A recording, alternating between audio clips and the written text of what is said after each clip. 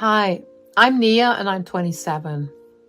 So let me tell you about my mother-in-law situation. It's been a wild ride to say the least. See, Jamal and I met when he was already estranged from his family for a good couple of years. That meant I never had the pleasure of meeting his mom, Suri. And boy, was that a touchy subject for Jamal. I was always curious about his family and wanted to know more. I mean, who wouldn't? But every time I tried to bring it up, Jamal would get all defensive or change the subject. It was like he had built this impenetrable wall around his past, and I was left with more questions than answers. Our conversations about this estrangement were like walking on eggshells. I'd tiptoe into the topic, hoping he'd open up and share some juicy family gossip, but nope. It was like hitting a brick wall. He'd shut down or explode with anger. Talk about frustrating.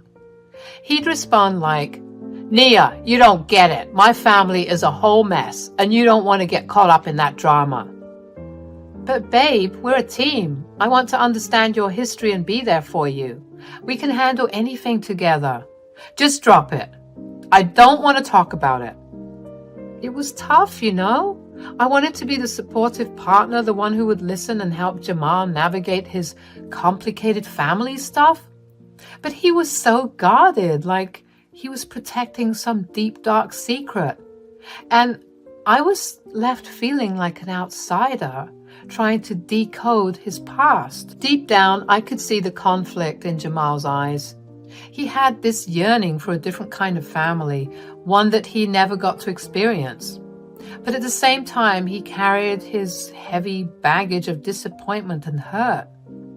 It was like his past had left a scar on his heart that he wasn't ready to expose to me. "Jamal, I get that it's tough for you, but I'm here for you no matter what. We can face anything together, remember?" "I know, Nia. It's just complicated. Maybe one day I'll open up about it, but for now, let's focus on building our own little family, okay?" And that's how we rolled. I learned to be patient and respect his boundaries, even though it drove me crazy not knowing the whole story. I knew deep down that when he was ready, Jamal would let me in on his family's secrets. Until then, I held on to the hope that our love and understanding would break down those walls one day. Well, 7 years later, that day came. Picture it. Our cozy little home filled with the sounds of laughter and the scent of homemade cookies wafting from the kitchen. Life was humming along nicely for Jamal and me, 9 years into our marriage. Our 2 children, Erin and Echo, were growing up so fast, bringing us immeasurable joy. We were building a life together, making more money and finding success in our respective careers. It felt like we were living the dream. But then, out of the blue, our peaceful existence was shattered by an unexpected knock on the door. It was a seemingly ordinary day, the sun shining brightly, casting a warm glow through the windows. Little did I know that this knock would change everything. Curiosity piqued. I made my way to the door, anticipation mingled with a hint of caution. Who could it be? Maybe a neighbor with a misplaced package or a lost delivery person? As I turned the doorknob, I was greeted by a woman I had never seen before. Her appearance alone set off alarm bells in my head. Her weary eyes spoke of a journey, and her clothes showed signs of wear and tear. I could sense desperation lingering in the air. Before I could even open my mouth to ask her who she was and what she wanted, she said, "Nia, who are you? How do you know my name?" I know this must be a shock, but I'm Jamal's mother, Suri. I've been searching for him, and I used the last of my money to find my son. I don't know where else to go. Please, just hear me out at least. Suri, Jamal's mother, the woman who had been absent from his life for so many years, was standing before me. A flood of questions surged through my mind. Why had she chosen now to reappear? I felt torn between protecting my family and giving her the chance to explain herself. Without hesitating, I closed the door slightly and reached for my phone and dialed Jamal's number. I told him what was going on, and his voice sounded concerned, tinged with a hint of frustration as he answered. "Nia, whatever you do, don't let her in." "But she's right here, and she looks like she hasn't showered in days. And I doubt she's eaten either. She needs help." "I swear to God, Nia." "I'm letting her in, at least to sit and rest." Before he could argue with me, I hung up. Taking a deep breath, I looked Suri in the eyes and made my decision. "All right, Suri, you can come in, but I want you to know that Jamal is not happy about this. Make it quick." She entered and requested a glass of water. I gave it to her, and she latched onto it like she hadn't seen water in days. She looked worn out, like she had been through hell and back. Finally, I asked her what her deal was and why she had been absent for so long. Suri took a deep breath and started pouring her heart out. She explained that life had been incredibly tough for her over the past 9 years. She had experienced homelessness, struggled to make ends meet, and battled with drug addiction that had cost her jobs and stability. "It was tough for me. I was lost.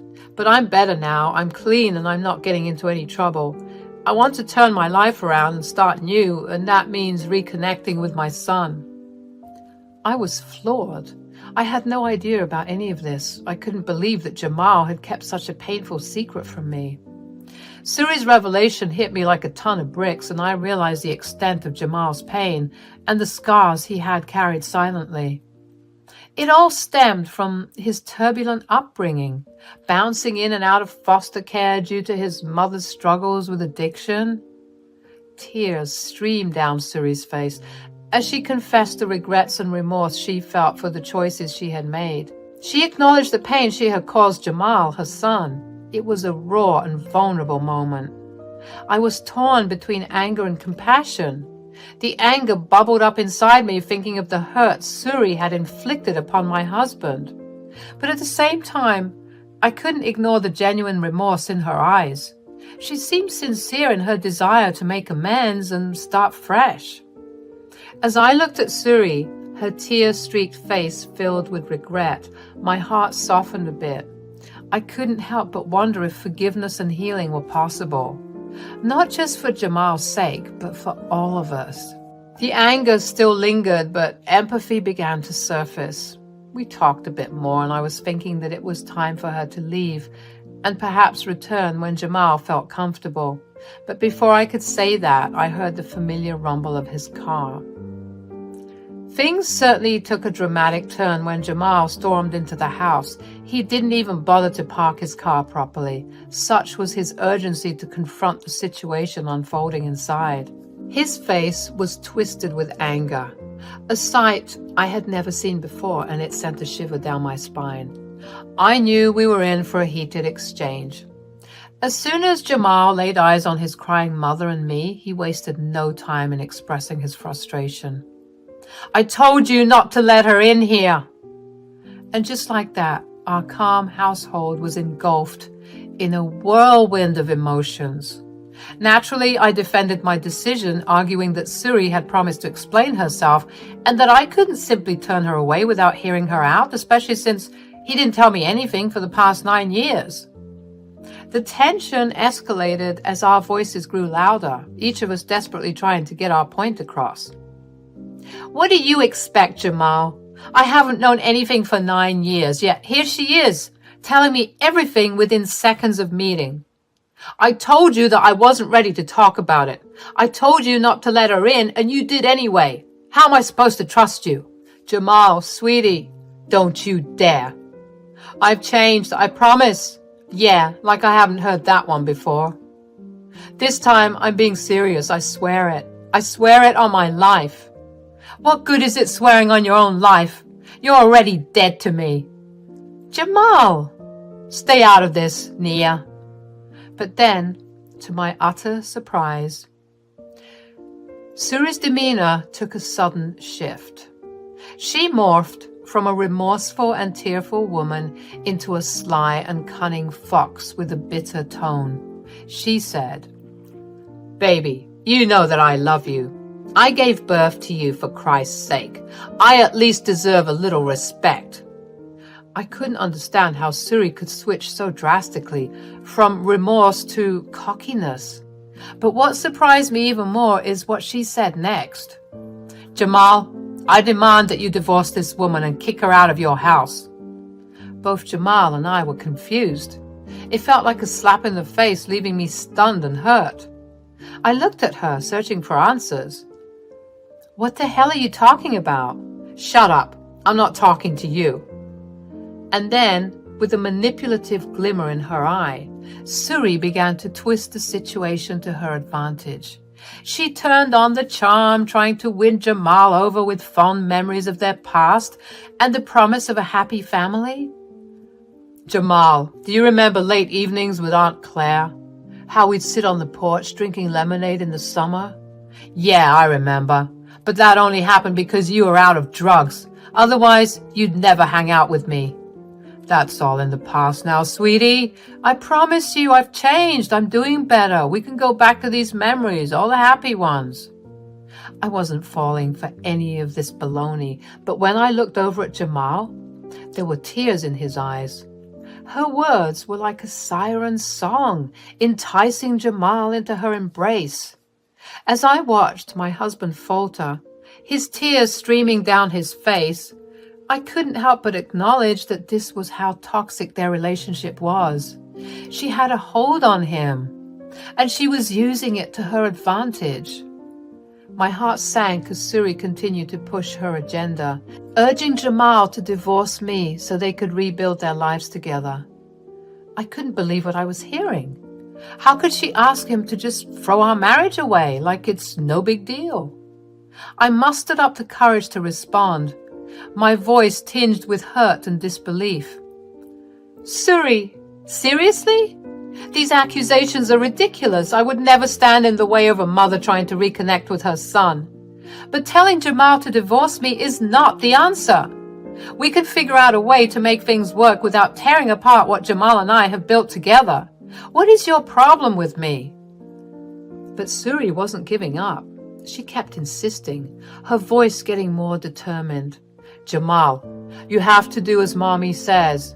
She's just trying to protect you and bring our family back together. Nia is just standing in the way, making things complicated.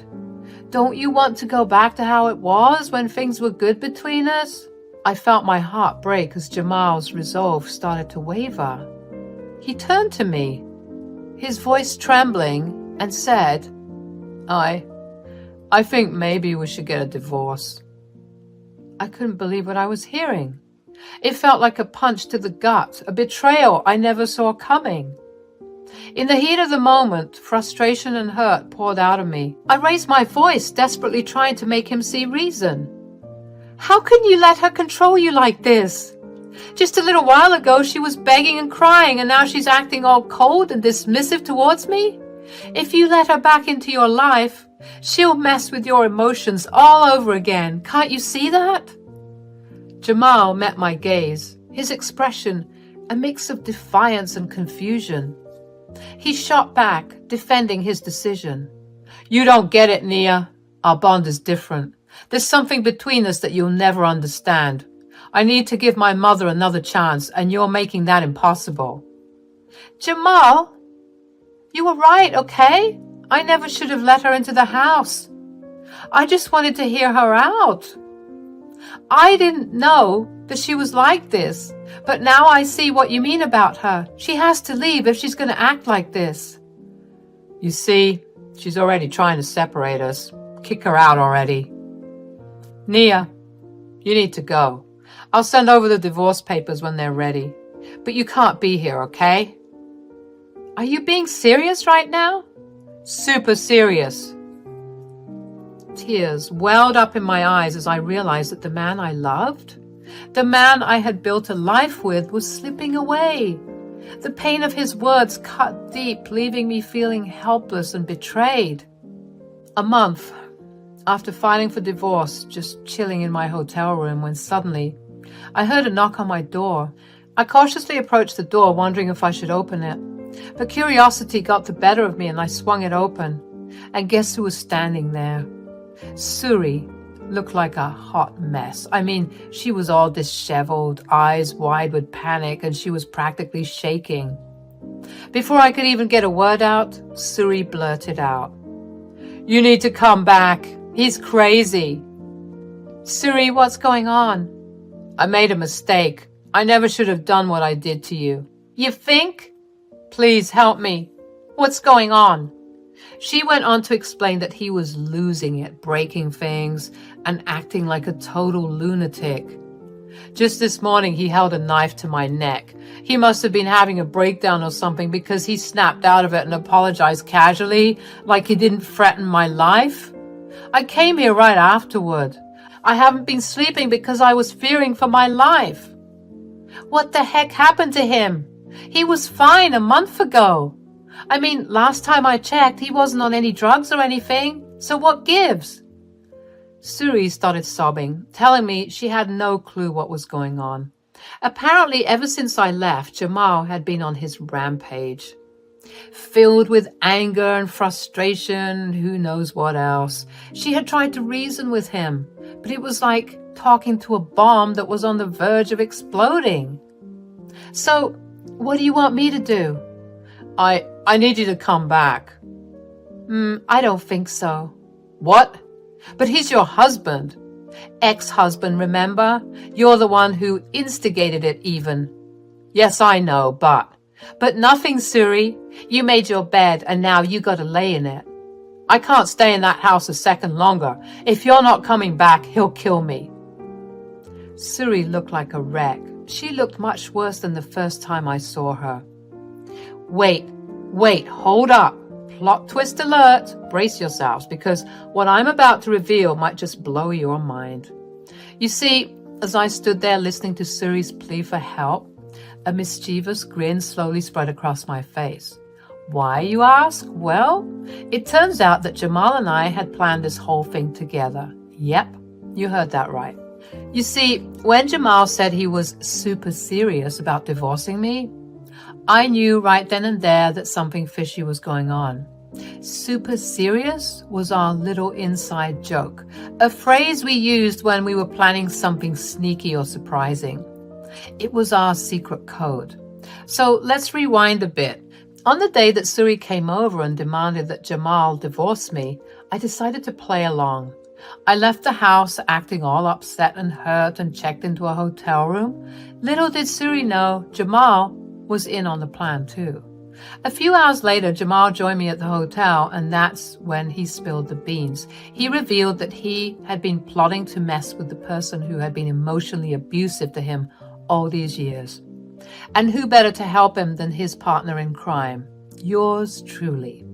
We concocted this plan to fake our divorce, with me staying in the hotel while Jamal played the dutiful son putting on a show for Suri.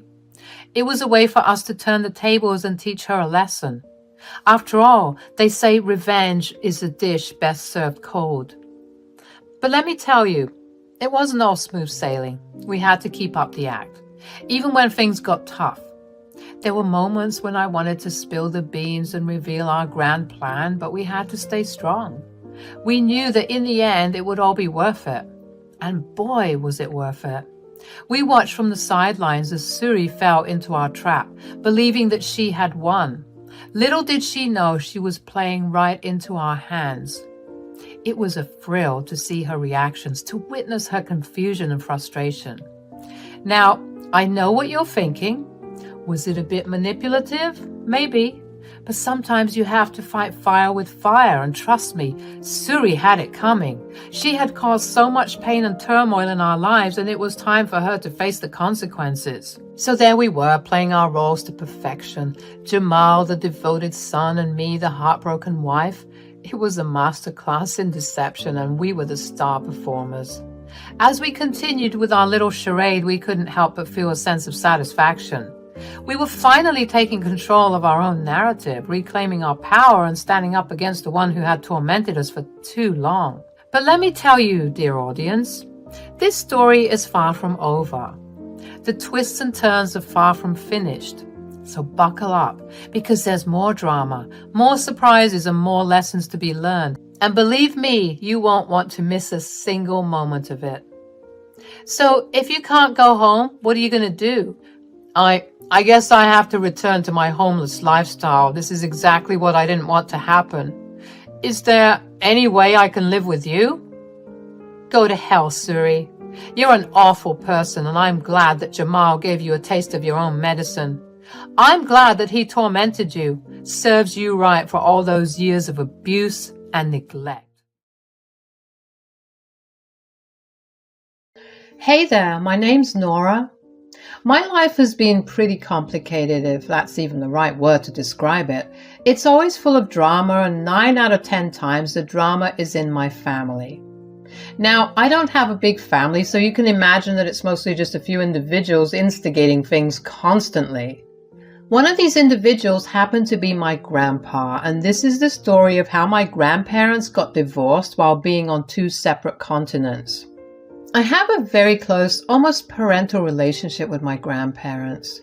You see, my mother got pregnant when she was 17. Obviously, neither of my grandparents approved, but they couldn't just kick out their pregnant daughter. My granddad tried for days to get my mom to let go of the pregnancy, especially because my biological dad ran off as soon as my mom told him she was having his baby. My mom was adamant about keeping me, and there was nothing my granddad could do to sway her decision. They let her stay with them, but told her that she would be responsible for me after birth and that they would only help her with half of the expenses. Taking care of and raising me were fully her responsibility. Well, apparently my mom was more than ready to graduate high school and then become a full-time mom while working part-time. My mom and my grandparents made a deal that my grandparents would only look after me while my mom was at school. My dad made all these big plans for our future, but unfortunately none of them were able to come true for her. While giving birth to me, she ended up having some severe complications. She was bleeding way too much, and the doctors told her that she had to either give up on the baby or her life. Well, you can guess which one she did. It was tragic. My grandparents were inconsolable but chose to raise me themselves. They never shied from telling me my mom's story because they didn't want to take her memory away from our family. They raised me to know that I was their granddaughter and not their daughter. In that aspect, I'm really grateful that my grandparents stepped up for me. What I'm not so grateful about was the fights that I had to witness between them while I was growing up. I'm not talking about small spats here and there. No, I'm talking about these huge screaming matches that, more often than not, ended with things in the house being broken. These fights usually started with something really small and escalated really fast. I remember one day when I was about 15 years old, my grandparents had a particularly bad fight. My grandpa stormed out of the house. I remember my heart pounding because every time they fought, I got really anxious. About 15 minutes after my grandpa left, my grandma knocked on my door. She asked if she could come in. When I nodded, she walked in and sat right next to me on the bed. "Hi, darling. How are you doing?" "Good, I guess." "I'm sorry you have to keep hearing us fight this way." "It's okay, I guess. Were you and Grandpa always like this?" No, we were not. It started up a few years ago." "Few as in 15 years ago, around the time I was born?" "Yes, but I know where you're going to go with this, and no, it's not because of you. We will never regret having you. What we do regret is not taking proper care of your mom when she was pregnant with you. Her death took a toll on both of us. You just happened to get caught in the crossfire. Sometimes it just feels like you guys would be better if I wasn't here as a constant reminder of what you lost, you know?" "Oh, honey, never ever think like that. I can assure you that I have never once wished you weren't a part of my life. Raising you has been the one thing that has kept me going, and it'll be the thing that will keep me going till the end of my time." "You sure? Absolutely, honey. I love you, and that will never change, okay? While that conversation helped me deal with my emotions, it didn't really help my grandparents' relationship. They continued to fight like cats and dogs. My granddad would spend most days out of the house than in. I never knew where he was going, but somehow every time he returned home, he would seem a lot more mellowed out. He wouldn't pick a fight with my grandma for a couple of days, which was honestly a record in our house. This cycle continued for the next couple of years, except I noticed how it was always my grandpa instigating these fights over the years. My grandma got quieter. She didn't respond to any of Grandpa's jibes or insults. That only infuriated Grandpa even more, which meant he left the house to go spend time wherever else he usually went. Under usual circumstances, I would have been happy that my grandparents weren't fighting as much, but this wasn't a mutual change. My grandma seemed sad. Her change was visible in general. She stopped cooking these elaborate meals that she used to love to make. She stopped going out to hang out with friends, and she barely looked at me. I knew that something was wrong, so I tried to talk to her about it. Grandma, is everything okay? Yeah, dear. Why would you ask me that? No, it's just you aren't really responding much to anything Grandpa's saying. Aren't you glad we aren't fighting? Well, yeah, but you seem sad. In general, you don't feel like the grandma I know and love. That's why I'm asking you if everything's all right. Well, I would love to lie and say that everything's okay, but I don't like hiding things from you. What happened? How bad is it? It's pretty bad, but again, I don't think you're old enough to know. What happened to not wanting to hide things from me? Plus, I'm 18. I don't know. Forgive me, my head's too much of a mess right now to keep track of what I'm saying. Is there any way I could help you out at least, Grandma? I'm afraid not, but don't focus on it. I'll be fine.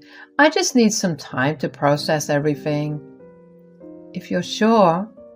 Yes, dear. Just focus on getting into a good college and living your life. I did as she wanted. I felt bad that I was ignoring her, but no matter how much I tried to talk to her, she always brushed me off and told me not to worry. I focused on my college applications, and eventually I ended up getting into a great college in the same state, but a couple of hours' drive away. Grandpa had gotten really angry with my grandma and had left the house for nearly a month. At that time, Grandma helped me find a place to stay at and helped me settle in for college. I was upset with Grandpa, but he never viewed me as someone who could hold opinions. If I ever tried to talk to him, he would tell me to stay in my place and not interfere. And I guess that was the way things were for the next 2 years. Grandpa barely kept any contact with me. It hurt, but after a few months, I kind of got used to it. Grandma would visit me every 2 weeks and stay with me for a week. I began to actually look forward to spending time with her because I realized her being away from home was making her become her old self.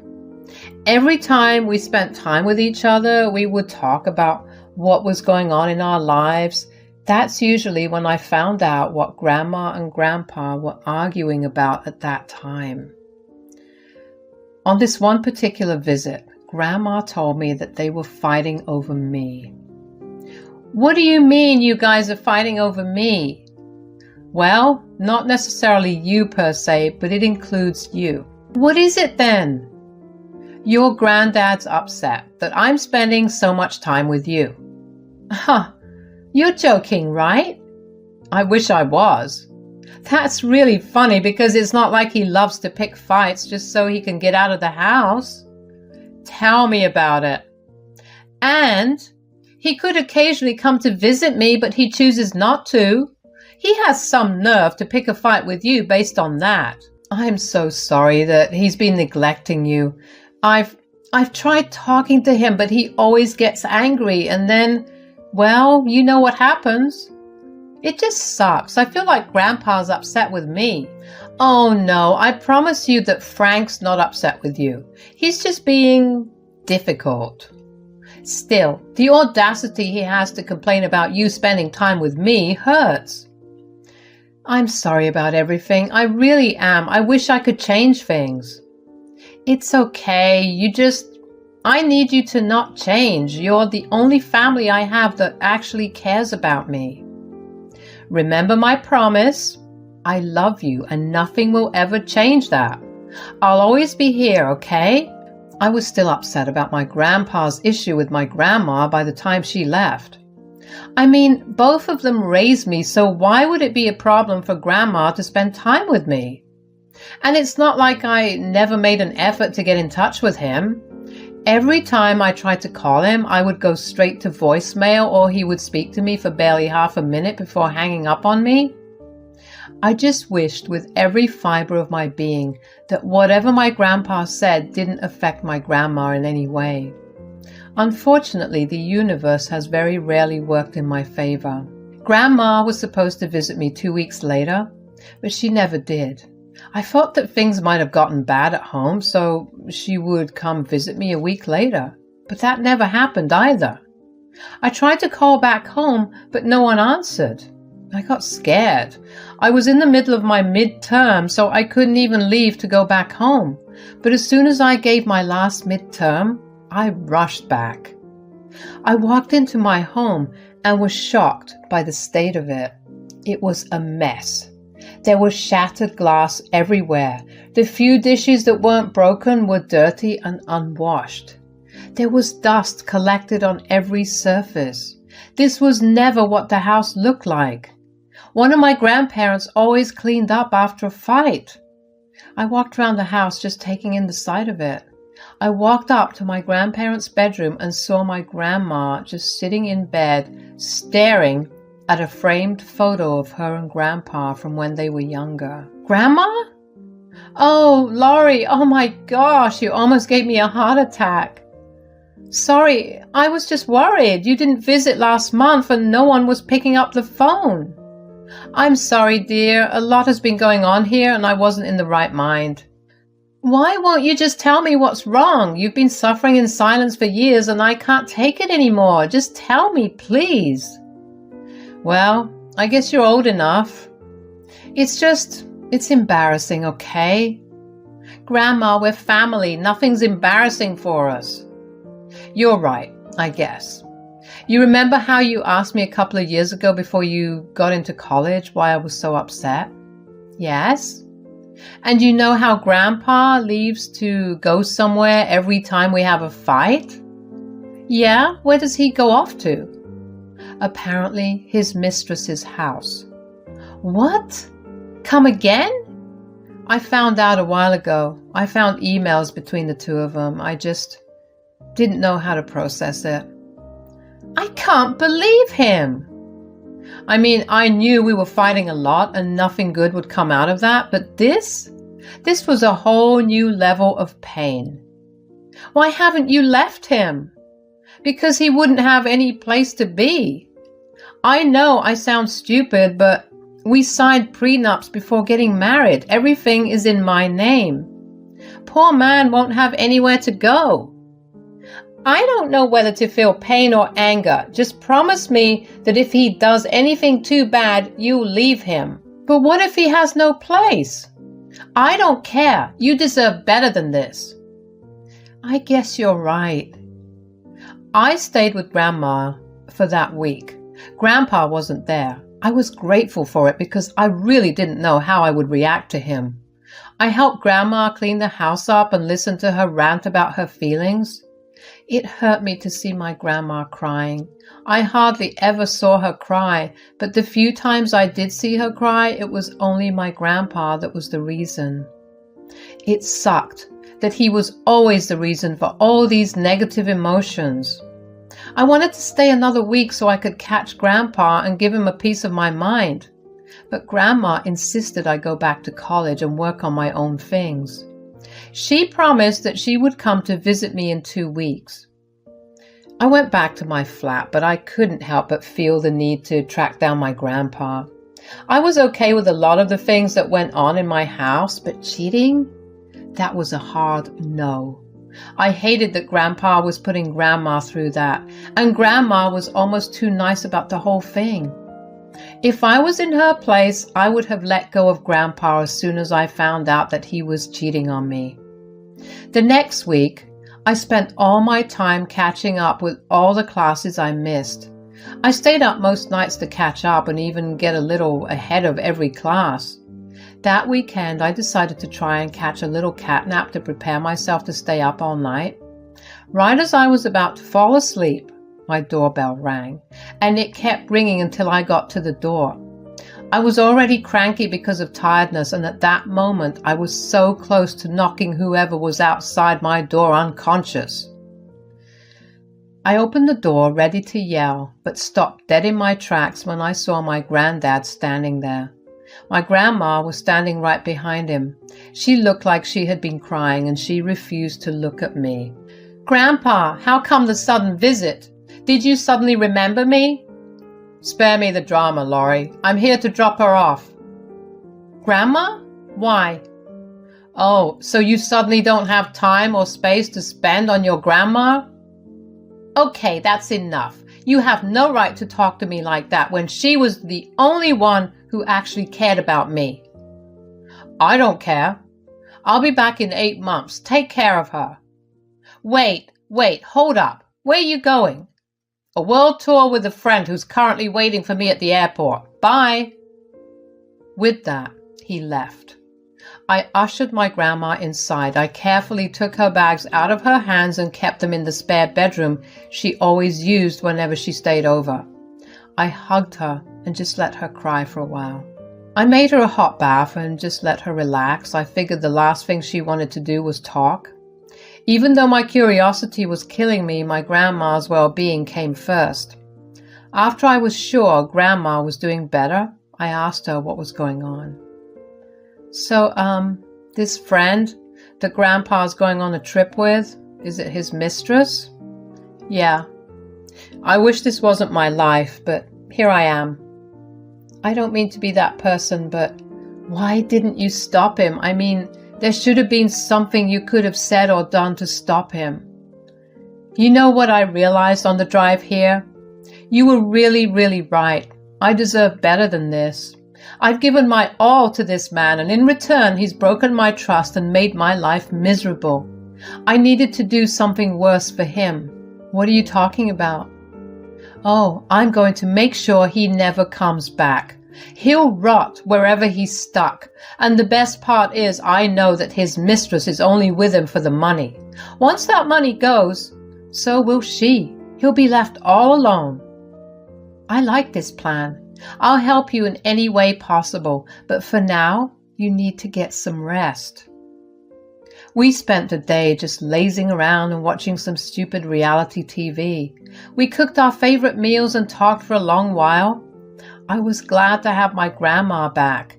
The possibility of getting revenge brought about a new surge of energy in Grandma, and I loved to see it. The next day, we got to work on our plan. Grandma told me that Grandpa was using money from their joint account to fund his trip for him and his mistress. I didn't think Grandpa could shock me anymore, but I was clearly wrong. I wanted to find him and yell at him until my throat was sore. Grandma felt the same, but she had already been doing that for years. She decided instead to withdraw all the money from the joint account. Every investment they made and every asset they bought through their joint account, she sold over the rest of the week. By the start of the next week, Grandpa would have nothing for himself. Based on his transactions, we knew that he was in Sri Lanka. Well, we wished him all the luck in the world getting out of there. Grandma contacted one of her many lawyer friends and started the process of filing for divorce. She also had lawyer friends in Sri Lanka. She contacted them to have the divorce proceedings legal either way. Her lawyer would have the papers sent to that lawyer's office in Sri Lanka. Through their contacts, they would track Frank and hand him the papers. Grandma and I were upset by everything we had to do. We were letting go of someone who was an important part of our lives, just because he wanted to satisfy his desires, he let go of an entire family. We didn't have to wait too long to hear news about Grandpa. The lawyer in Sri Lanka told us that they had managed to track down Grandpa at a hotel while he was arguing with the hotel receptionist about his card payment. He was escorted to the police station where the lawyer presented him with the divorce papers. Grandpa apparently threw a whole tantrum and asked to contact Grandma, but the time difference made it impractical. They had him sign those papers and let him go. The lawyer had a PI follow Grandpa around. Initially, his mistress was happy he was free from Grandma, but she quickly realized that Grandpa was broke. It barely took her a day to pack all her things and leave. Grandpa tried to contact us, but we never picked up any of his calls. It hurt to do that to him, but he had been hurting Grandma for much longer. You know, I learned a lot of things from my grandma, but the most important thing is how to be kind, yet how to know your worth. Grandma held on for as long as she could for the man she loved. She gave him chance after chance. But when he took it too far, she knew exactly how to get back at him. I guess the saying is right. Hell really hath no fury like a scorned lover. My grandma proved it through and through. We took time after that to heal and hold each other whenever the hurt got too much. We didn't care to find out how Grandpa got back, because even if he did, he would not be able to live where he used to. With every day that passes, we grow stronger. I hope you enjoyed listening to our story. Hello, my name's Nessa and I'm 26 years old. I just got married. It was the best thing that happened to me this year. But while I got married, my father-in-law, Jerry, decided to divorce his cruel wife, Lily. And he announced it at my wedding. While the normal reaction would be to get angry for stealing the spotlight, my husband and I were overjoyed with Jerry's decision. Let me tell you how this happened. My husband, Ryan, and I met when we were in middle school. I know. We've known each other for a very, very long time. The thing is, we only started dating in our senior year of high school. We were best friends before we started dating, and so it was such a natural transition into a relationship. Our parents never knew of each other because we somehow never bothered to have each other over at our places. We always met up at school or the parks. The first time we did introduce each other was about 4 months into dating. My parents had heard a lot about Ryan, but never actually got to meet him. So obviously they were very glad to meet him. Before meeting his parents, Ryan did tell me that his parents, especially his mom, were a handful. There's a reason I've always been hesitant about telling my parents about you. What is it? My parents aren't what you'd expect. What? Are they aliens? They might as well be, if I have to be honest. Oh, that bad. No, okay. I may be exaggerating, but my dad's amazing. He's this really happy-go-lucky guy that loves to make a good joke. My mom, on the other hand, yeah, she's kind of a handful, to put it lightly. I'm definitely excited to meet your dad, but should I be worried about your mom? Honestly, yeah. But no matter what she says or does, it won't change anything between us. You just keep being yourself and we'll be fine. Okay, I'm scared, but I'm going to trust that this won't change us. I promise it won't change us. Ryan was right to warn me. Meeting his parents was beyond awkward. His dad was nothing like he'd described. Jerry was very closed off. He was quiet and reserved. Even if I directed a question towards him, he would answer in one-word replies. Ryan's mother, Lily, on the other hand, was the stuff nightmares are made of. She was loud and obnoxious. She tried many, many times to invade my personal space and privacy. She had no filter and just said the first things that came to her mind. Ryan had to politely ask her to shut up every time, while his dad, Jerry, looked at Lily with this look of utter exhaustion.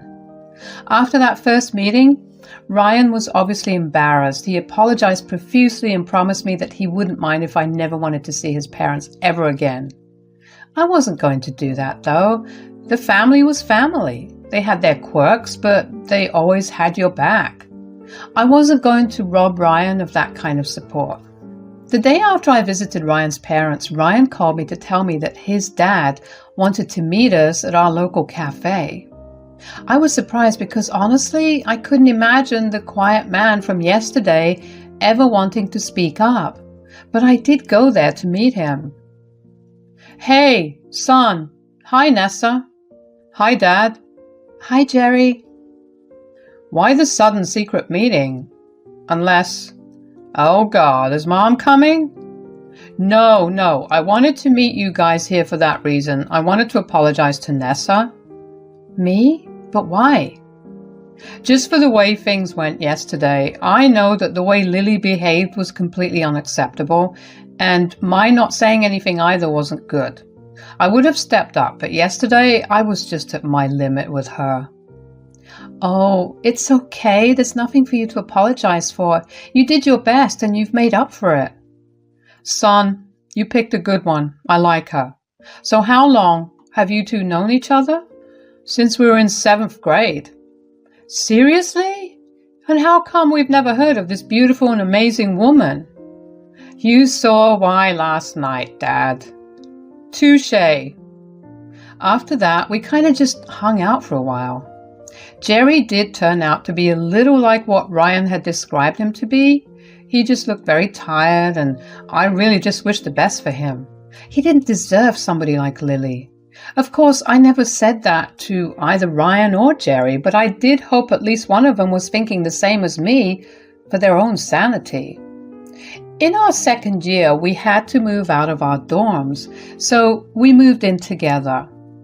Let me tell you, living with Ryan was just like living with my best friend, maybe because he was my best friend first. Anyway, it was an amazing shift because we got to spend even more time together. Throughout college, Jerry would set up these secret meetings for us to hang out and catch up.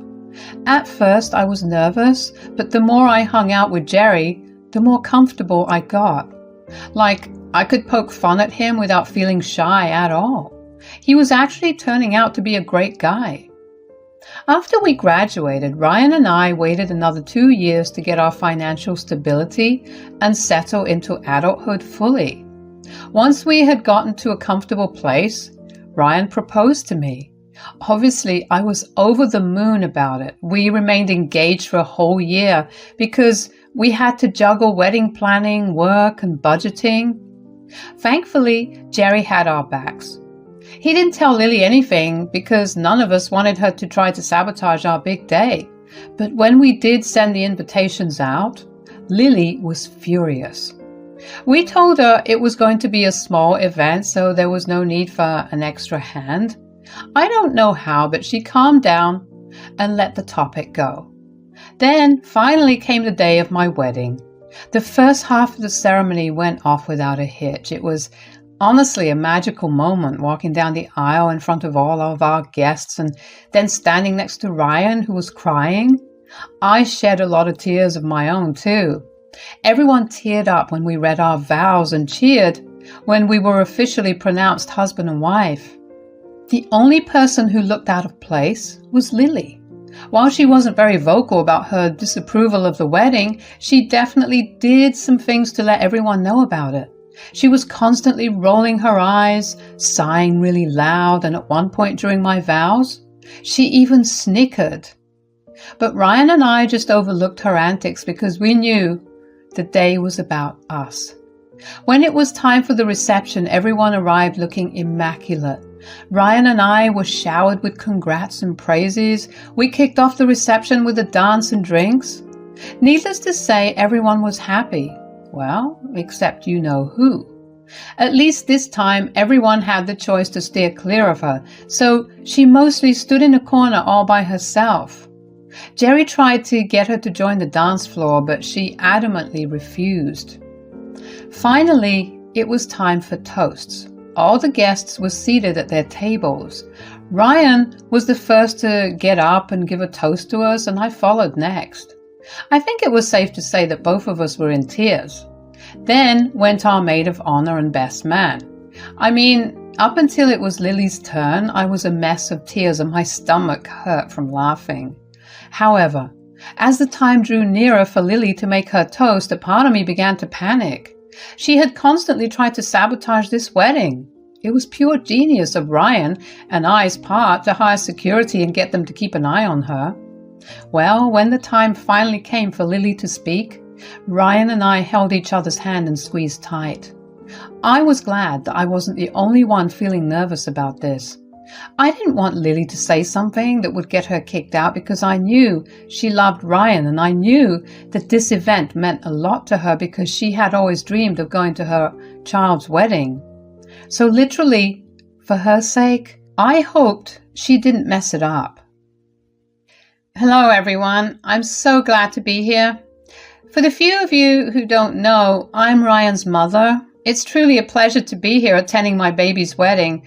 Although if Nessa had allowed me to help her plan this wedding, I would have definitely invited a lot more people. But you know what? It's their big day, so I'll let it be. Anyway, I'm happy that my son's happy. I wish he would have found someone a little, prettier. No need for the gasps. We were all thinking it anyway, but here's to us welcoming the ugliest member into our family. No, give me the mic. I can't let Lily say something like that. That's not very nice. But Ryan and Nessa, I truly am happy for both of you. Nessa, you are a brilliant and strong woman. I mean, you've dealt with everything that Lily has thrown at you with so much grace. It's crazy. I would have not invited her, but you are such a gracious young lady that you don't deserve this kind of treatment. I'm also really happy to see my son so happy. It's been a while since I saw that, and clearly not everyone can appreciate that properly. So I don't know about welcoming the ugliest member into our family, but I do know that we're letting go of one. Here, in my hand, are divorce papers for Lily. What? You can't do that? I'm sick and tired of the way you've been treating Nessa. I don't want to have to deal with you anymore. And I think Ryan and Nessa would be more than happy to let you go too. Actually, I think everyone here will be happy to watch you leave. Am I right? The crowd erupted in cheers. Lily looked like she was going to cry. Jerry smirked as he walked over to her and threw the divorce papers on the table in front of her. Lily tried to grab his arm to yell at him, but he cleverly sidestepped her and made his way back to his seat. Ryan and we were gobsmacked. I literally can't think of any other word to describe what we felt at the moment. For me, I was initially really hurt when Lily said what she said. I was already signaling to security to get her out, but to see Jerry stand up for me and slap her with a divorce? I was stunned. Ryan was in the same boat. He went from angry to shocked. Although at that moment I was sure he was also secretly happy. Lily began screaming about how I had brainwashed everyone in the room. She began yelling that she was warning everyone and that they would live to regret their mistakes. She, and kid you not, climbed onto the table to make her points. Obviously, we weren't going to let that fly, so Ryan called for security to escort her out. But obviously, Lily wouldn't just leave without a fight. She began kicking and thrashing about to make it even harder. The security guards had literally to drag her out of the hall. I was honestly scared of her in that moment. Never in my life had I ever met anyone that insane. Everyone just watched in amusement and fear as Lily's screaming only got louder as she got further away from us. I even saw a bunch of people filming her. I was embarrassed for her, but at the same time, I was glad she finally got what she deserved. The rest of the wedding went off really well. Ryan and I didn't even realize just how tense we were because of his mother until she left. I mean, suddenly we felt lighter and we were able to enjoy our own wedding. At some point, I did approach Jerry to ask him if he was doing all right, and he gave me the most enthusiastic yes.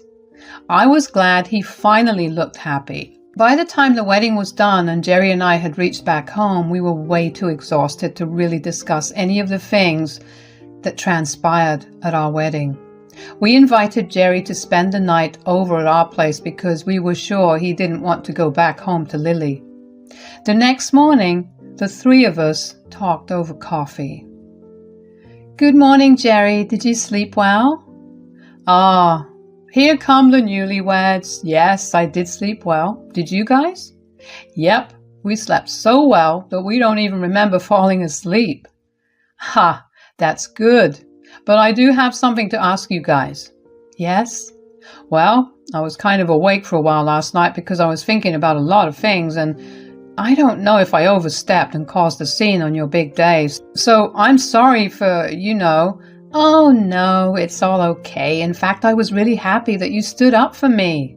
"Yeah, and we don't mind a scene, especially when it's to remove the most toxic person in our lives." "Okay, I'm glad that you didn't have a problem with it. I was just tired, I've been covering for her for so long. I've been dealing with her nonsense for even longer." "Why did you even stay with her, Dad?" "If I'm being really honest, I was going to leave your mom, but then she got pregnant. I didn't leave because I didn't want you growing up without a father. Plus, I always wanted a kid. I tried my best to give you a childhood that didn't include any of your mother's stupid antics and ideologies, and then I figured that if I could stick it out for so long, I could continue. I mean, I was used to her, and change was terrifying. But then you guys got together and your mother's behavior got uglier, and I didn't think it was even possible. That's why I'm sorry I had to take a step on your wedding." "You have nothing to apologize for. You did your best all throughout my life. You sacrificed so much for me. The least I could do was allow you to shed off your biggest burden on a day when I get to start a family of my own." I don't know when, but at some point during the conversation, I started tearing up. I mean, Jerry is just the nicest guy. I can't believe everything he'd put up with Lily for so long. Once you get used to the toxicity, normalcy seems scary, but I was actually, from the bottom of my heart, really happy for Jerry. Jerry and Ryan shared an emotional hug before the three of us decided to get dressed up and head out for breakfast. We enjoyed breakfast with Jerry. I was finally able to see the happy-go-lucky man that Jerry had always described to me. It was actually crazy to see how much Lily had robbed him of. We returned back home with smiles and laughter, but that was pretty short-lived. We saw Lily sitting at our doorstep looking furious.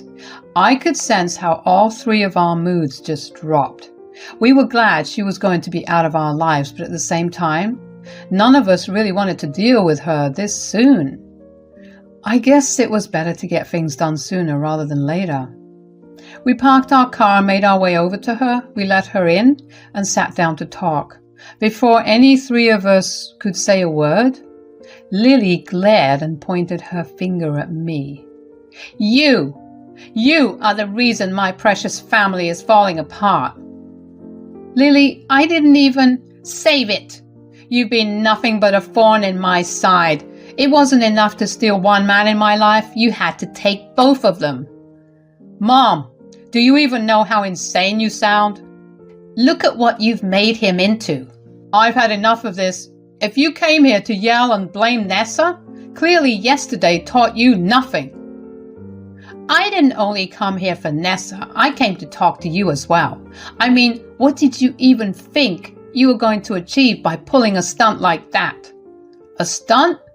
"Yeah, you call me ugly and threw fake divorce papers.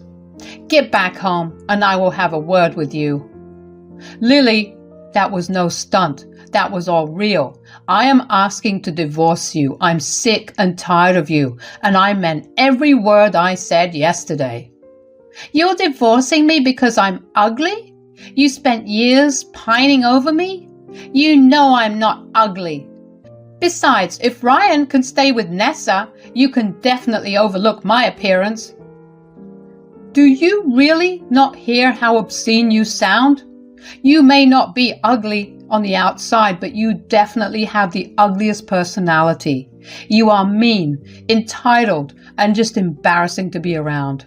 I'm glad I pined after you because I got Ryan, but I do regret staying with you even after Ryan moved out. You can't be serious right now. Please don't leave me. I tried my hardest to deal with everything. I was ready to deal with you for the rest of my life. But seeing how happy and in love Ryan and Nessa were made me realize that I was sacrificing my happiness for literally nothing. Your little speech against Nessa only cemented it for me. I wanted to wait until we got back home, but I just couldn't. Mom, none of us want you here. Could you please leave? I will make your life hell, Nessa. Believe me, this is all your fault and I will make you pay for it. That's enough now. I'll come pick up some of my stuff tomorrow, but after that I expect you to contact me only through my lawyer. Goodbye. I was really relieved that Lily left without causing much of a scene. I was upset that she really had the nerve to come over to our place only to yell at me, especially when I really did nothing. But Jerry, Ryan, and I decided we needed to unwind, so we didn't really talk about it. Instead, we settled down to watch a TV series and just enjoyed laughing and spending time with each other. That night, Jerry did ask us if we had overstepped by assuming that we'd let him stay with us until his divorce was finalized, but we assured him that he had never overstepped and that we were going to be by his side until the end of it all. I mean, it was always just one thing after another with Jerry. I really was grateful that I was lucky enough to have such a good man in my life. The next few weeks were filled with trips to the courthouse. Lily tried her best to get a lot of Jerry's assets, but Jerry and her had signed a prenup, so it really was stupid of her to try and get some of it. It just ended up costing her much more than she would have gotten. Lily kept coming over to our place to harass us after the divorce was finalized. We had to get the police involved, and eventually, with their advice, we got a restraining order against Lily. It was sad to see what Lily had been reduced to, but karma always comes to bite you back. Right now, Jerry's moving back into his house. Lily has moved out and taken her things with her to God knows where. Ryan and I are helping Jerry move out and settle into his home again. Ryan is taking his parents' divorce much easier than one would have expected. His mother's treatment of me only solidified his distaste for her, and his dad standing up for me made him love his dad even more. At the end of the day, all of us are happier now. This entire experience only showed me just how much influence a person can exert on your mental state. So make sure to always surround yourself with the people who care for you and lift you up.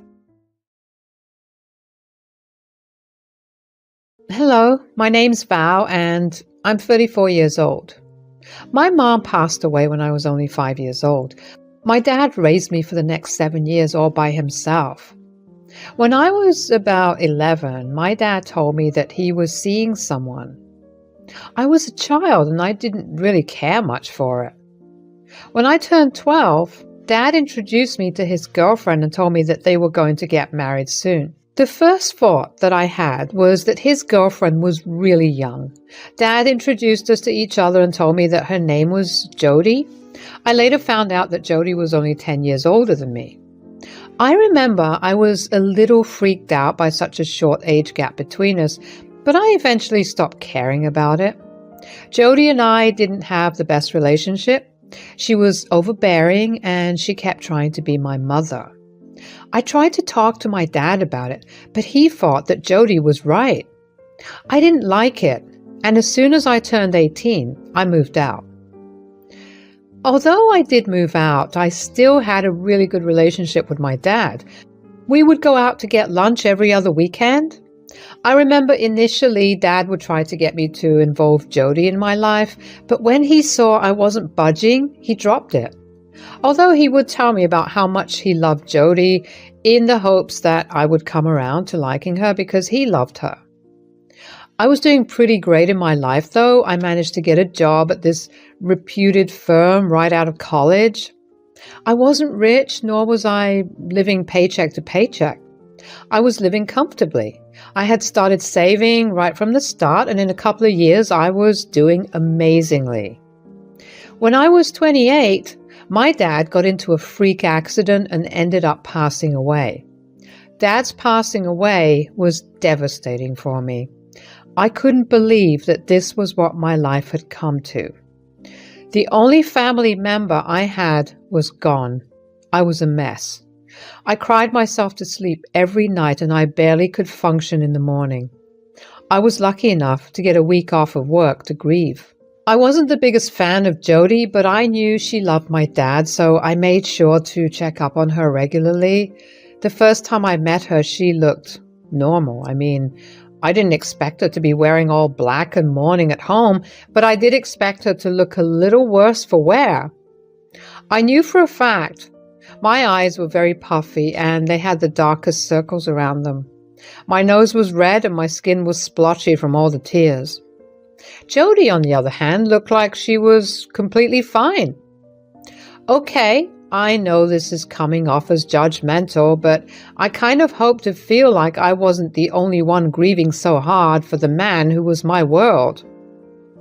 But my suspicions went away after a little bit when I sat down with Jody to talk and she began to cry. We spoke for a while about how great my dad was and how the world feels empty without him.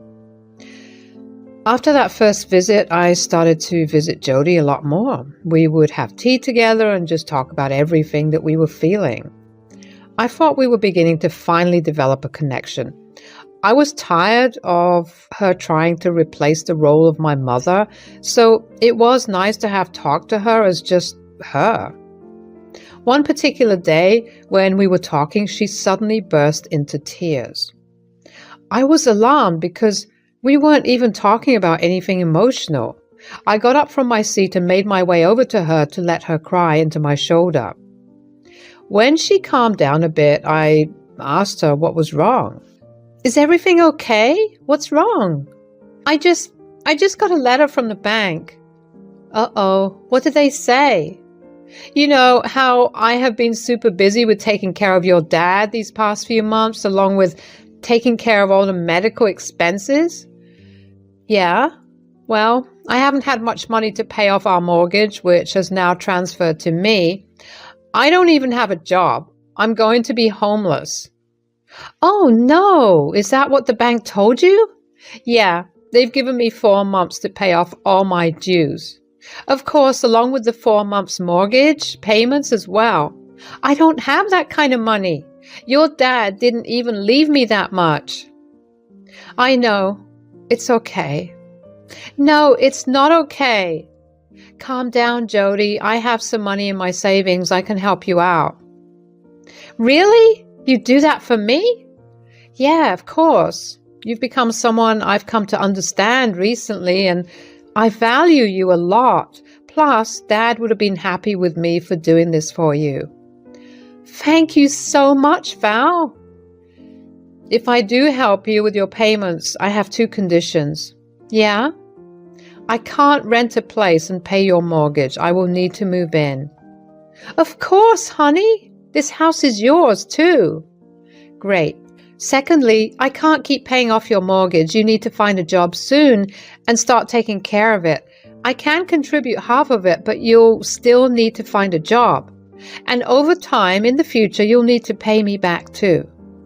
I promise I will.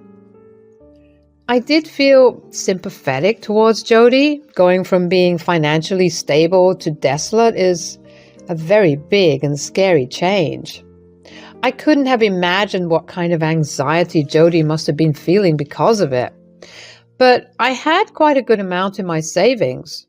If there was one thing my dad taught me, it was always to have a good amount of savings because you never know when hard times will fall.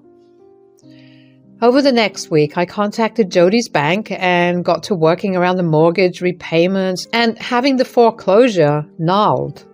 Jody hadn't paid the mortgage in 4 months, so there was that along with late fees and pre-foreclosure fees. In total, it racked up to be about $12,000. I had it in my savings, but it did make a pretty large dent in it. Jody was super grateful that I managed to help curb the foreclosure. She went all out and prepared a feast for me to say thanks. I was glad to see that she was actually being grateful because the Jody I knew before would have acted a little entitled to my help. Although I did remind her that she needed to start job searching soon. She promised me that she had already started looking for jobs. I also moved in with Jody. It was pretty interesting to live with her again. Jody was a lot more demanding than I remembered her being, but I didn't mind that. She was just demanding that the house be spotless, although she did try to get me to be that way about my room too, but I put her in her place by telling her that my room was mine and I liked it the way it was. I respected her wanting the common areas to be clean, and so she should at least respect my wish for my room to be the way I want it to be. She gave in, and I suspected that was only because she knew that the reason she had a house to be demanding about was because of me. We did have tiny spats every once in a while, but for the most part, it was good to live with her. Slowly but surely, the weeks turned into months and the months into years. After a year passed, I began to be frustrated with Jody for not finding a job. She kept telling me she was searching for one, but I never saw any results. Hell, I didn't even hear her mention having an interview even once. I confronted her about it, and she got very defensive. Jody, I don't mean to be that way, but when are you going to get a job? Do you think I'm not trying? No, that's not what I meant. It's just been a year since you promised me, and I just need to have a definite time for how long I have to keep paying the mortgage. I don't know when it will happen, okay? Have you had any interviews so far? No, but I haven't been getting any responses. How about you apply for a part-time job at least? Ugh, no way. I'm trying to help you out here. I can't keep paying your mortgage, Jody. If it's that much of a hassle for you, then don't do it. I'll just be homeless. It's fine. Whatever. I'm sure your dad would have been happy to see me struggling like that. No, it's okay. I'll keep paying. But I'm telling you, I can't keep doing this. Yeah, and I'll find a job. Just give me some time. It didn't click at that time, but for Jody to use my dad as a way to appeal to me was kind of messed up. I diligently paid off the mortgage for a while after that too. Jody did become a lot more overbearing after that.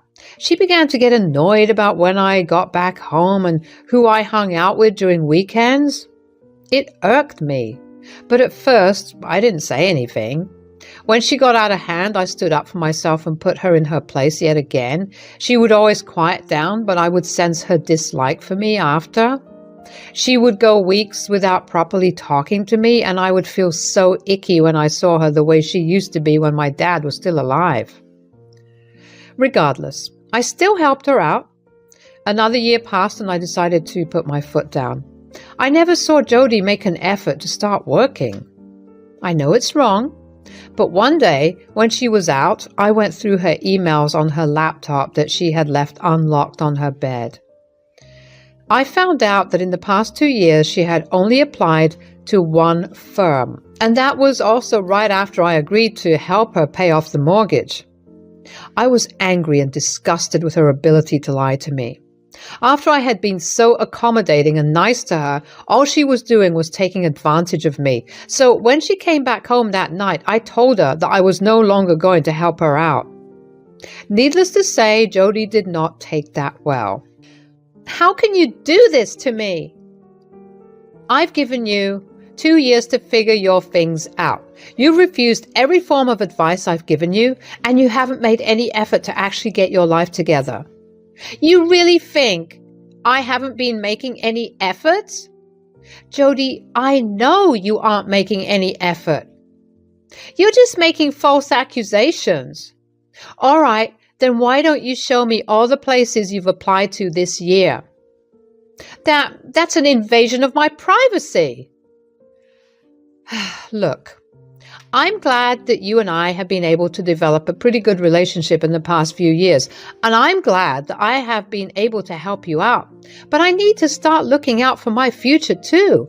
I have never wanted to own my own house, and I hate that I'm stuck paying for something that has never been part of my plan. Oh God, what am I going to do? Jody sobbed for a long while, and it did get to me.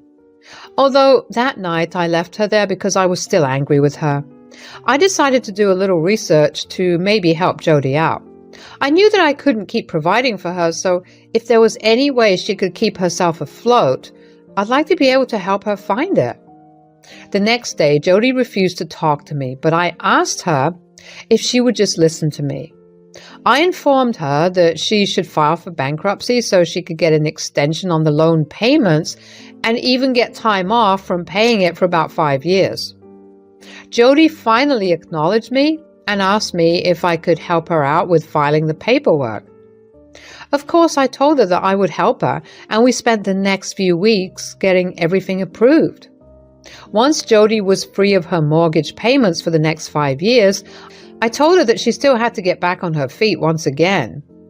Jody coldly told me that she had things under control now and asked me to move on. Well, that hurts. But I guess that was what happened when you stopped letting someone use you. I moved out within the next month and I was doing good once again. My finances were back on track. I was able to get a promotion at work about 2 years after I moved out from Jody's place, which allowed me to save even more money and even make some big investments. Jody and I barely kept in contact. She didn't make any effort to contact me, but I tried because at the end of the day, she was my dad's wife and he loved her dearly. I would ask her how she was doing, and if she managed to find another job, she would always speak coldly towards me and tell me to mind my business. Even though I was upset about her behavior initially, I just kind of let it go after a while. My life was going on pretty well until one day, about 5 months after Jody's bankruptcy period was done, Jody showed up at my door. Now, I was surprised because I did not expect her to be there. I hadn't spoken to her for the past few months. I had an inkling about what she wanted, so I prepared myself to stand my ground and tell her that I wasn't going to help her out in any way. I invited her in, and when I took a better look at her, she looked like an absolute mess. Her hair looked like a mess, she lost a lot of weight, and she looked like she hadn't slept in months. Things look like they're going really rough for you. Is everything okay? No, I'm struggling a lot. I'm so sorry to hear that. Yeah, after you left, I sort of went down this whole spiral. At least when you were there, I wasn't fully alone, but after you left, I realized just how alone I was. I tried to reach out to you, but you always pushed me away. I know, and I'm so sorry for that. I didn't mean to push you away and be so hurtful. I was just angry with a lot of things. Like what? I was angry with myself for being so alone. I was angry with your dad for leaving me alone, and I was angry that I was struggling so much. I get that. It's been 5 years and I still haven't been able to find a job. I've just been so depressed. I've nearly exhausted all the money your dad left me, and my family is cutting off helping me too. I tried to explain to them how I've been feeling, but they simply won't understand. In fact, they won't even listen to me. Oh, Jody, I didn't know you were struggling this much. And I hate constantly coming back to you. You've done the most for me, but if there's any way... I was torn. On one hand, I had made up my mind to not help Jody, but on the other hand, this was a woman who was struggling. I knew firsthand what depression could do to someone. I empathized with her. Before I knew it, I was telling Jody that I would help her again. Jody cried in joy and thanked me profusely. I was happy that I could help her out. I understood what she was struggling with, and I was never someone to leave someone stranded when they were clearly suffering. The next week, I was once again at the bank figuring things out for Jody. Turns out this time she hadn't made her mortgage payments for 5 months. I wondered why she didn't get her mortgage readjusted and maybe just reduce the monthly payments, but I just rationalized it by thinking that she was suffering too much to think clearly. As I went over Jody's mortgage, I realized she only had about $75,000 left to pay off, including her late fees and all that, to fully be done with her mortgage. Now, in the past 5 years, I had saved a lot more money, and I definitely had that amount in my account.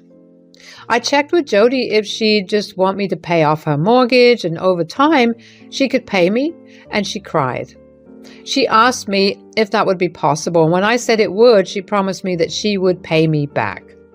I told her I would get her promise in writing within the next week and then pay her loan off. I don't know how she did it, but she convinced me to pay her loan first and then make the contract with her. After I settled her loan, I made my way over to her place. There was an unfamiliar car parked in the driveway. The front door was unlocked, and when I walked in, I heard Jody laughing loudly along with the sound of another man. When I walked into the living room, I saw Jody sitting on another man's lap with her arms around him. That made me feel icky. Just a week ago, she was telling me about how much she had loved my dad and how she would never be able to get over him. She told me that my dad would have been very proud of me, and in general, she kept bringing up my dad. Looking back, that was probably her way of emotionally blackmailing me into paying off her loan. When Jody realized I was standing there, she laughed and pointed at me while she spoke to her partner. "Darling, look, that's the girl I was telling you about. She's the daughter of the man from whom I got this house. I tricked her into paying it off, and now we can live here happily." "What? What are you talking about?" "Oh, don't tell me you're really that stupid. You really think I couldn't get a job?" "I knew you could, and that's exactly why I stopped paying for you the first time around." "Oh, right. I put on that whole act and got you to pay it off." "That was an act?" "Ugh, of course." "Did you even love my dad?" "You, God, no. I just needed the money because I did not want to work. I was tired of constantly being tired, so I married an older man with money.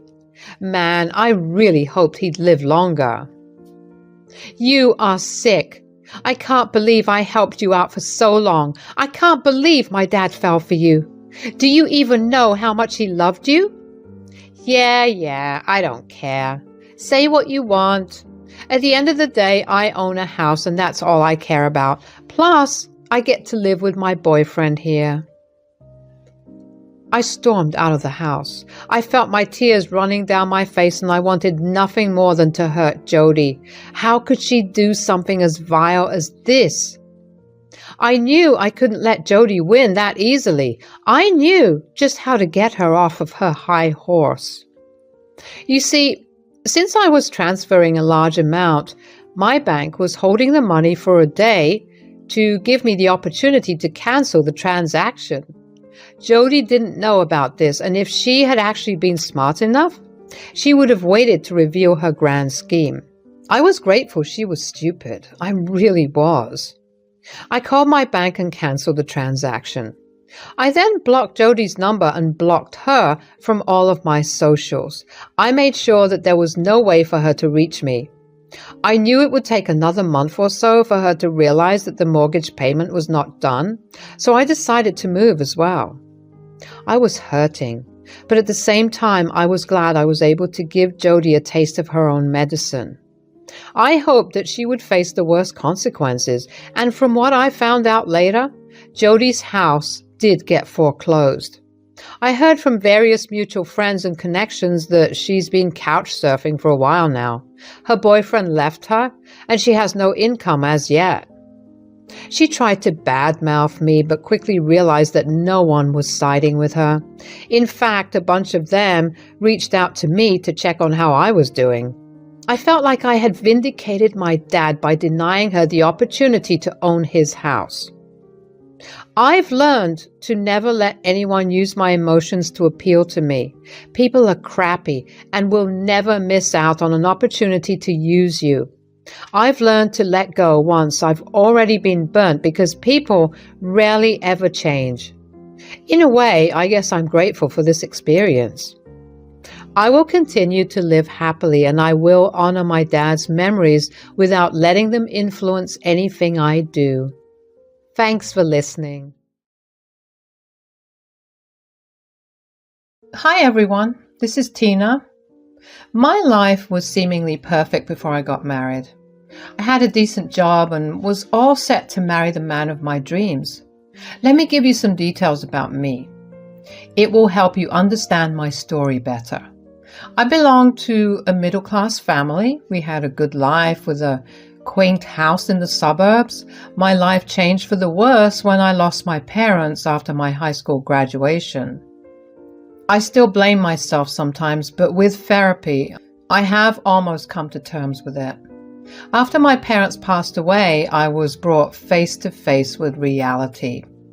They did have a college fund for me, which I needed to use for funeral expenses. There was not much in savings because they had just purchased the house. So my dream of going to college ended there. I was left to fend for myself while also grieving my family. It pains me to even think of that time. I worked my butt off doing minimum wage jobs before landing a job as a receptionist. When my life was a little more stable, I met Jaden. I actually met him through a dating site and we quickly became close. He had a sister his age named Vienna.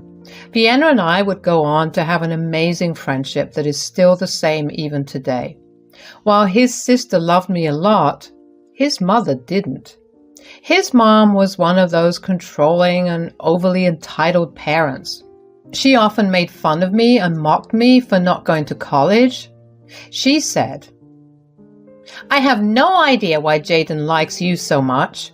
Everyone in your family has been to college. We like having highly educated people in the family.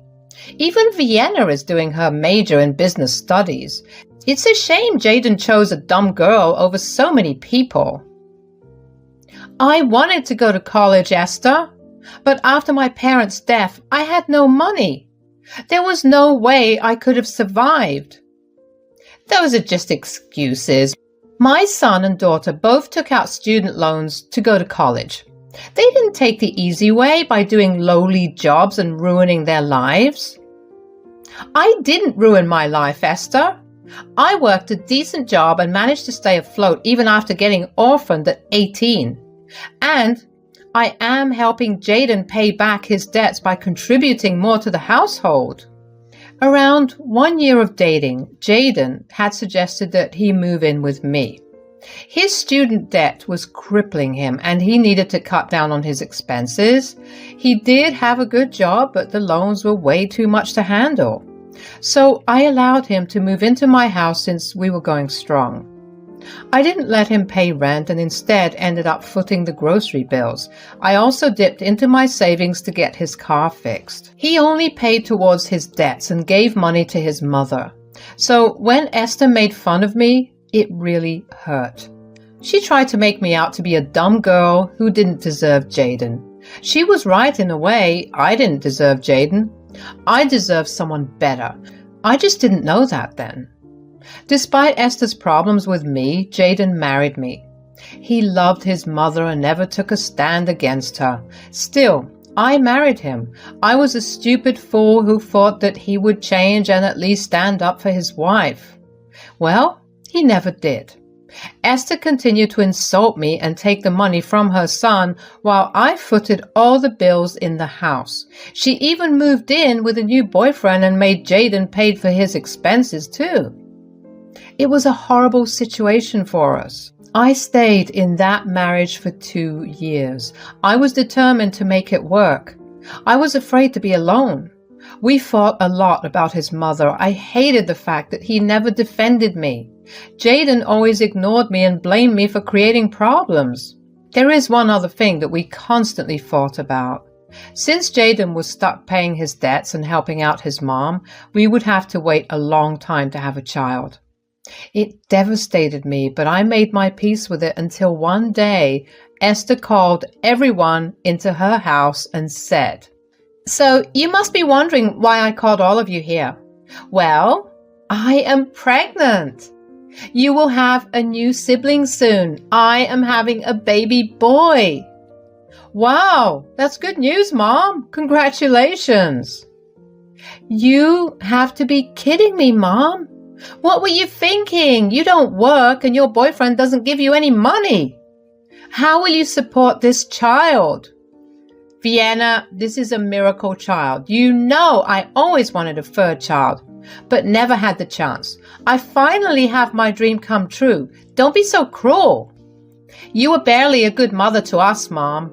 Do you think you are an expert at raising children? This is not a freaking hobby. Who the hell will support you? I want no part of this. I'm telling you right now." "Don't be such a witch, Vienna.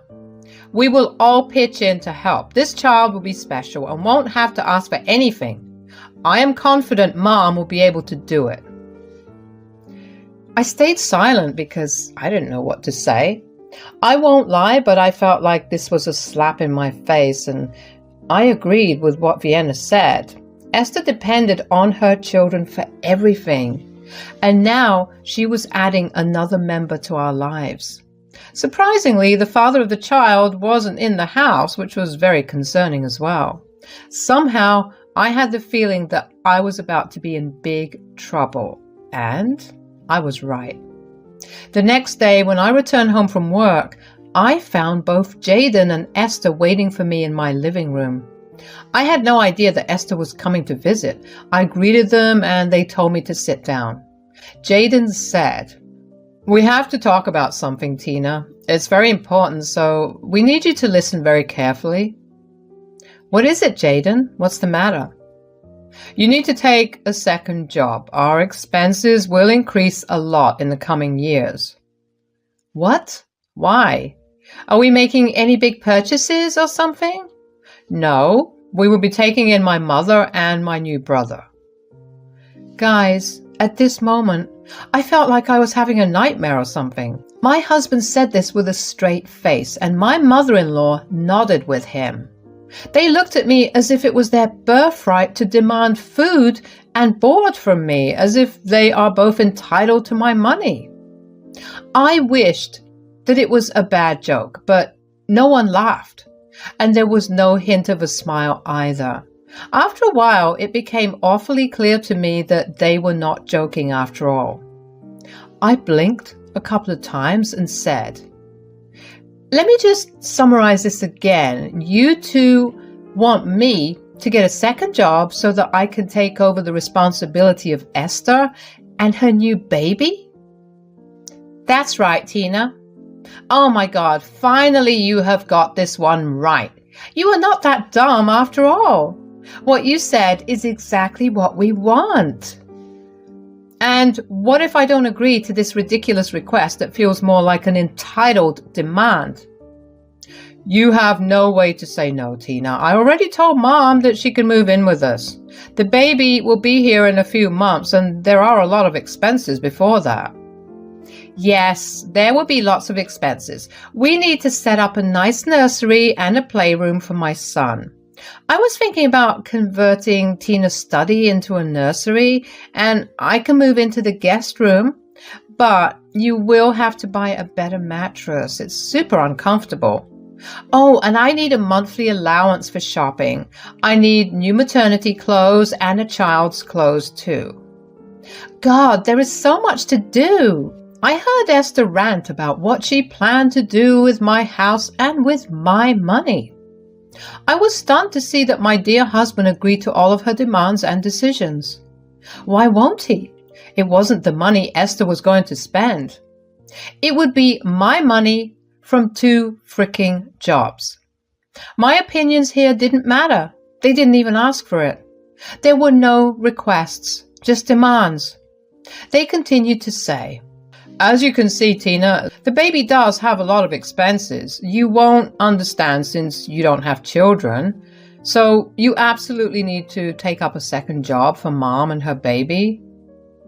"Yes, I'm sure you'll find some minimum wage jobs around. It doesn't have to be 2 jobs. You can also do 3, whatever pleases you."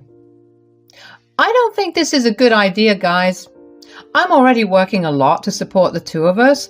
Taking up 2 jobs for a baby who isn't even mine is just way too much to expect from me." When I said this, there was a stunned silence on their end. Jaden and Esther both looked at me with angry expressions on their faces. Their faces made it seem like I told her to get rid of the baby or something. I had simply said that I didn't want to shoulder Esther and the baby's expenses for who knows how long.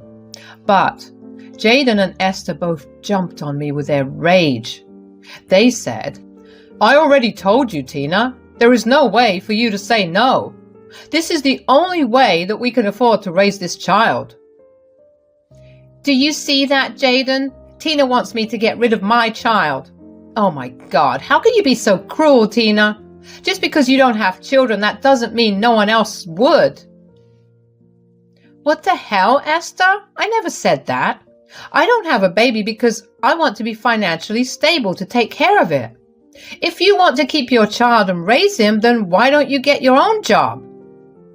"Are you telling my poor old mom to get a job? Didn't you hear what the doctors said? This is a high-risk pregnancy. We can't let her work or do anything around the house. Mom is having a miracle child. We need to step in and help her." "But no one else is pitching in for the baby.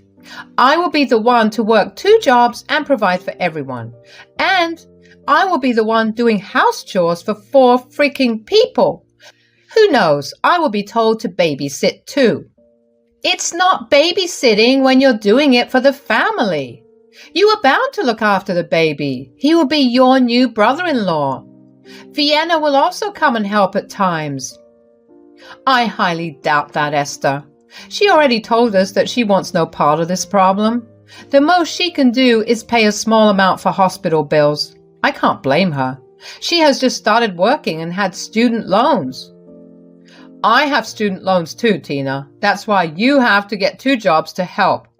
Since you didn't go to college, it won't hurt you to join minimum wage jobs. I don't want to ruin my reputation by doing that." I don't know which was worse, the entitlement or the insults against me. They wanted me to work like an ass because I don't have a fancy college degree. Apparently, I have no self-respect, while it will kill Jaden to take up small jobs even after having a college degree. I wanted to laugh and cry at the same time. Meanwhile, Esther and Jaden continued to rant about how this miracle child needed so much care and expensive stuff. My head was spinning, and I didn't know what to do. I decided that I needed to talk to Jaden separately, so I asked Esther to sit in the living room while I talked to Jaden privately. She protested, but this time I wasn't having it. As we went into the kitchen, Jaden said, "There was no reason to talk to me separately, Tina. I already told you what I wanted to tell you." "Yes, back there all you did was talk and tell me your demands. But what about my opinions, Jaden? Why didn't you consult me before deciding on your own?" "I didn't decide on my own. Mom was there to help me." "Really, Tina, this is the only way there is. We already told you that." "This is not the only way, Jaden. Esther can get a job, and so can you. Or you can make the baby daddy become responsible for the baby. Where the hell is he anyway?" "He will not be in the picture anymore. He left town yesterday. Mom can't be living alone in the house, so she is staying with us from tomorrow." "What the hell, Jaden? Why are you not suing the guy for child support and stuff? Just get a lawyer." "Mom doesn't want too much stress by bringing in the courts. If the father doesn't want to take responsibility, we will. We are her family after all." "You can't just say that, Jaden. I need time to at least think about it. You can't expect me to show the 2 new people in the house. What about our child? This will push back our timeline even more. God, you are so selfish, Tina. It won't kill us to have kids later in life. This will be the last chance for Mom to have a baby. You know how obsessed she is with children? Don't be so selfish, Tina. We need to band together for this miracle child. This might be a miracle for you, but it's a nightmare for me, Jaden. I am not being selfish. You are being the selfish and entitled one. Please, just give me some time to think about this. Jaden didn't say anything more and returned to the living room. There he was whispering and laughing with Esther on the couch. Meanwhile, I was freaking out with anxiety and paranoia. I really didn't want to be stuck looking after my mother-in-law and her newborn child. I saw no hope in this situation. So I went to my room, closed the door, and called Vienna. I knew she would understand the situation. I called her and told her everything. She said, "See that, Tina? This is why I told you not to marry my brother. He is nothing but a loser and a mama's boy. God, I can't believe they went this far. Their entitlement has truly gotten out of hand." What do I do, Vienna? Just thinking about the future is making me nauseous. I don't want to do this, Vienna. I'm tired of Esther and Jaden. I feel humiliated. Jaden even pushed back our timeline to have kids because of Esther. I can understand your pain, Tina, but you need to be strong. There is no way I will allow you to bend to their will. You need to reevaluate your marriage and see what you want to do. There is a reason why I have low contact with my family. It's time you stand up for yourself too. Vienna's words sparked something in me. It was true that Jaden never thought about anyone but himself and his mom. Hell, he didn't even care about his own sister. All these years I put up with Esther and Jaden did nothing to help. I let him take advantage of me for years. Now he was choosing his mom and new brother over me and our future child. I knew that it was the end of my marriage, but I had a hard time coming out of denial. The next morning, Esther happily moved her stuff into my house. There was a moving truck and everything in sight. I was at work when it happened and found out when I came home. Esther was on my couch smirking at me and sipping on her milkshake. I was furious and went to my room to confront Jaden. I said, "What the hell, Jaden? I only asked for a few days from you. You didn't even give me that. Have you no regard for my feelings? Your feelings here don't matter, Tina. My mom and her baby are more important. Their well-being is more important. What will you think about it anyway? I told you this is the only way. If you want to stay with me, you need to do this." So, that is your final decision, is it? You won't change your mind and won't even consider my feelings. Okay then. You want me to get a second job? Sure, let's do it. The baby and your mom do matter more to you after all. Jaden had his head in the clouds. He thought that I had finally stopped throwing tantrums and agreed to his decision. He hugged me and told me that he was proud of me. Then he went to spend time with his mother. I smiled at them and went to my room. I was going to get a second job after all. I may not have a college degree, but my years of experience mattered a lot. So I was actually able to find a managerial position at a local store. It had night shifts, and which meant it would fit in with my receptionist job just fine. I took that job and went for the interview the next day. I was hired, of course. I had worked there as an employee before. They knew me well. After getting the job, I went straight to a divorce lawyer. Yes, I was going to divorce that piece of crap. When I returned home, both Esther and Jaden swarmed me for information. What information, you may ask? Well, they wanted to know if I found a job or started to look for one. I told them, yes, I found a second job. It's a managerial position, so it pays well. There will be no problems for me. That is good news, Tina. See, it wasn't that difficult now, was it? So, when will you get the first paycheck? I have a ton of stuff to buy. I need the money soon.